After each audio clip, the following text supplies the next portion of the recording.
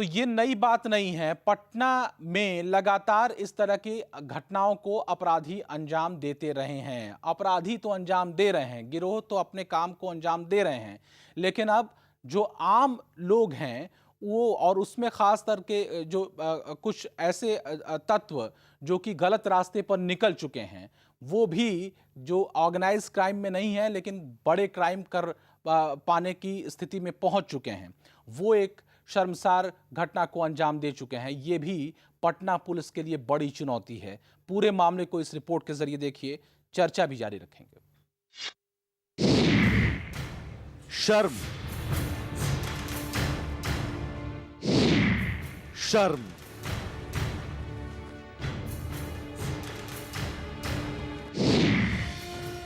शर्म,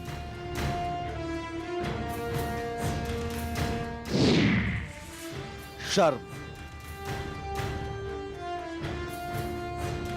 आज शर्म भी शर्मिंदा है, आज हैवानियत भी हैरान है, आज दरिंदगी भी दंग है, आज राजधानी पटना शर्मिंदा है।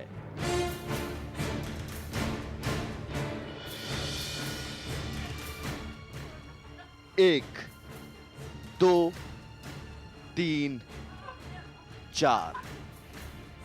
इन चार बेशर्म चेहरों को गौर से देखिए। हवस के इन दरिंदों ने एक मासूम लड़की के साथ दरिंदगी की ऐसी हदें पार की जिससे दरिंदगी भी एक बार की दंग रह जाए।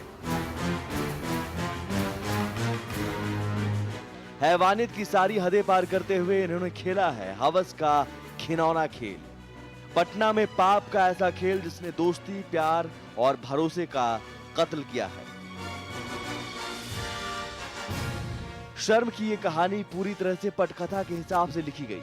प्रेम के पास में फंसा कर एक धोखेबाज आशिक ने अपनी महबूबा पर झांसे का जाल फेंका और महबूबा उसे प्यार का आंचल समझ उसे में फंसती चली गई। 14 जून को पटना के जू के पास से 17 साल की एक लड़की को उसका प्रेमी प्रशांत गाड़ी में बिठाकर राजवंशी नगर ले गया। राजवंशी नगर के रंभा अपार्टमेंट में वो इस लड़की को लेकर पहुंचा। यहाँ का फ्लैट नंबर 301 उसके दोस्त का है। यहीं पर प्रशांत और उसके 4 साथियों अरमान, ऋषभ और राहुल ने उस मासूम के साथ हैवानियत का खेल खेला। दोस्ती का फरेबी चोला पहने इन भेड़ियों ने न केवल उस मासूम लड़की की जिंदगी से खिलवाड़ किया बल्कि उसे जहन्नुम से भी बदतर कर दिया। गैंगरेप का एमएमएस बनाकर इन लड़कों ने लड़की को ब्लैकमेल करना शुरू कर दिया। फिर लड़की को साइबर कैफे बुलाकर उस पर दबाव बनाने की कोशिश की जाती है। जब लड़की ने इनकी बात मानने से इनकार कर दिया तो चारों ने मिलकर वो एमएमएस पटना में सबको सर्कुलेट करना शुरू कर दिया। 15 दिन तक राजधानी में शर्म की सीडी घूमती रही।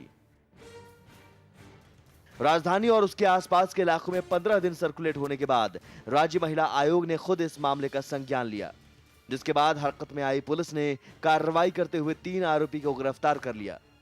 लड़की का कलयुगी प्रेमी प्रशांत झा को शिमला से, वीडियो क्लिप बनाने वाले अरमान को छपरा से और राहुल लांबा को जालंधर से दबोच लिया गया, जबकि ऋषभ की गिरफ्तारी के लिए छापेमारी चल रही है।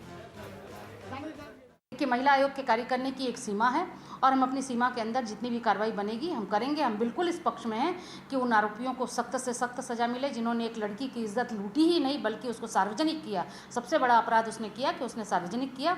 इसलिए हम चाहते हैं कि उन लड़कों को सख्त से सख्त सजा मिले और इसके लिए महिला आयोग को जो भी करना पड़े वो करेगा। पुनाईचक के रंभा अपार्टमेंट का यही वो 301 नंबर फ्लैट है जहां इन चारों ने मासूम के साथ हैवानियत का खेल खेला। पुलिस और एफएसएल की टीम ने फ्लैट को खंगाला, जिसमें अश्लील सीडी और लड़कियों के कपड़े बरामद किए गए हैं। अपार्टमेंट में रहने वाले लोगों की माने तो ये फ्लैट सुरेश पासवान नामक शख्स का है और मृत्युंजय नामक पुलिस अधिकारी किराया वसूलने आता था। इस पूरे मामले को सीएम ऑफिस ने भी गंभीरता से लेते हुए महिला आयोग से सीडी की मांग की है, साथ ही जांच के आदेश दे दिए हैं। फिलहाल पुलिस चौथे आरोपी की तलाश कर रही है, लेकिन बड़ा सवाल यह है कि आखिर इतनी बड़ी वारदात को अंजाम देने से पहले क्या आरोपियों को कानून का जरा भी डर नहीं लगा? राजधानी में हाल ही में हुई कई वारदातों और उनकी तफ्तीश में पुलिस के लचीले रवैये को देखकर तो यही लगता है कि अपराधियों के दिलो दिमाग से कानून व्यवस्था का खौफ बिल्कुल उठ चुका है। पटना से देवेंद्र कश्यप और सुनील पांडे के साथ ब्यूरो रिपोर्ट, महुआ न्यूज। बड़ी खबर इस वक्त आ रही है, रोहित शेखर के पिता हैं एनडी तिवारी। रिपोर्ट में, डीएनए रिपोर्ट में यह खुलासा हुआ है। डीएनए, दिल्ली हाईकोर्ट ने ये रिपोर्ट सार्वजनिक की है। डीएनए रिपोर्ट में इस बात का खुलासा हुआ है कि रोहित शेखर एनडी तिवारी के बेटे हैं। एक लंबी लड़ाई जो रोहित शेखर लगातार लड़ रहे थे इस पूरे मसले में, आखिरकार जो डीएनए रिपोर्ट आई है उसमें इस बात की तस्दीक हुई है, इस बात की पुष्टि हुई है कि एनडी तिवारी की जो डीएनए है वो रोहित से मैच कर रहा है। दिल्ली हाईकोर्ट ने सार्वजनिक की है ये डीएनए रिपोर्ट। बड़ी खबर।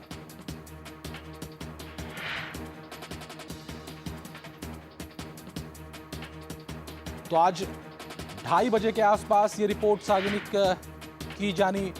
की जानी थी और हाई कोर्ट ने फिर इसको टाला, 3:30 बजे के आसपास का समय मुकर्रर किया था। इस बीच सुप्रीम कोर्ट का रुख किया था एनडी तिवारी के वकील ने इस लिहाज से कि इस रिपोर्ट को सार्वजनिक करने पर रोक लगाई जाए, लेकिन दिल्ली हाई कोर्ट ने ये रिपोर्ट सार्वजनिक की है जिससे ये सिद्ध होता है कि जो डीएनए सैंपल्स जो भेजे गए थे रोहित शेखर के, उनकी मां के और एनडी तिवारी के, इस पूरे मसले पर जो रिपोर्ट है वो इस पक्ष में जाती है कि रोहित शेखर ही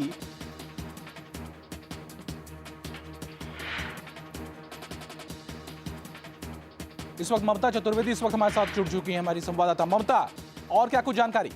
जी बिल्कुल, जिस तरीके से पूरी रिपोर्ट का इंतजार सबको हो रहा था, वो घड़ी आ चुकी है। रोहित शेखर को ये पता चल चुका है, जो वो दावा कर रहे थे एनडी तिवारी ही उनके पिता हैं। अब रोहित शेखर अगर बात करें तो वो हाई कोर्ट से जस्ट बाहर निकलने वाले हैं। राकेश, जिस तरीके से ये पूरी घटना थी, एनडी तिवारी इस पूरे मामले को रोकने की कोशिश कर रहे थे। उन्होंने सुप्रीम कोर्ट में भी याचिका दाखिल कर दी थी ताकि इस रिपोर्ट को कोर्ट सार्वजनिक ना करे। सुप्रीम कोर्ट से लेकर हाई कोर्ट तक उनको हर जगह से झटका मिला। अगर जिस तरीके से सुप्रीम कोर्ट में उन्होंने अर्जी दाखिल की थी उसको कोर्ट ने मेंशन नहीं किया, और आज दिल्ली हाई कोर्ट ने जो सील बंद लिफाफे में डीएनए रिपोर्ट आई हुई थी उसको खोल दिया है और उसमें साफ तौर पे लिखा है कि दोनों का जो डीएनए है वो मैच हो गया है। यानी कि जो इतने समय से रोहित शेखर दावा करते आए थे कि एनडी तिवारी उनके पिता है, वो साफ हो गया है कि तिवारी जी ही उनके पिता है। जी ममता, अब आगे क्या कुछ होगा इस पूरे मसले पर? इस रिपोर्ट के सार्वजनिक होने के बाद अब जाहिर सी बात है जो लगातार एनडी तिवारी इस तमाम चीजों से बचते रहे थे, अब उनके लिए भी जवाब देना थोड़ा मुश्किल होगा। लगातार एनडी तिवारी डिनाई करते आ रहे थे, वो सामने नहीं आ रहे थे।